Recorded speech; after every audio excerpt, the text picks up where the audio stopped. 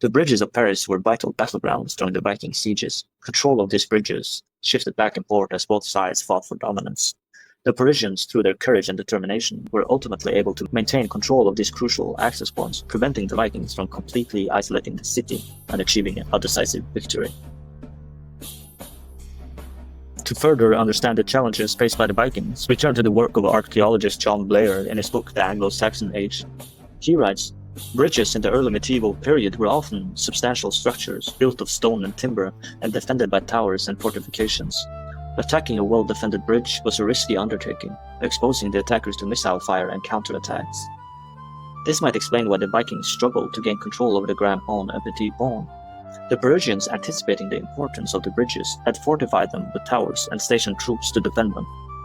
The bridge itself was a sturdy structure built to withstand floods and heavy traffic, making it difficult to destroy quickly. Furthermore, the Parisians had the advantage of fighting from a defensive position, using their fortifications and ranged weapons to inflict casualties on the attacking Vikings. The Parisians, from their fortified positions on the bridge and in the nearby towers, were able to rain down a hail of missiles upon the attackers. Arrows, spears, and stones flew through the air, striking down many of the Northmen and forcing them to retreat, according to Abu Semnos.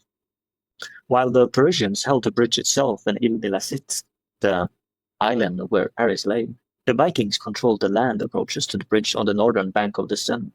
This meant that the Parisians were essentially trapped on the island, unable to venture out to gather supplies or reinforcements, without risking confrontation with the Viking forces.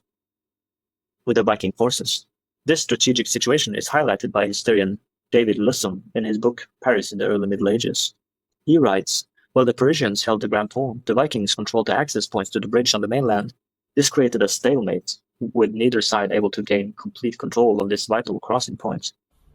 This might explain why the siege dragged on for so long. The Vikings, unable to capture the bridge, resorted to a blockade, hoping to starve the Parisians into submissions. The Parisians, in turn, endured hardship and privation, but they refused to surrender." The siege of Paris wasn't just about military strategy and clashing swords. It was also a story of human endurance, suffering, and resilience in the face of unimaginable hardship.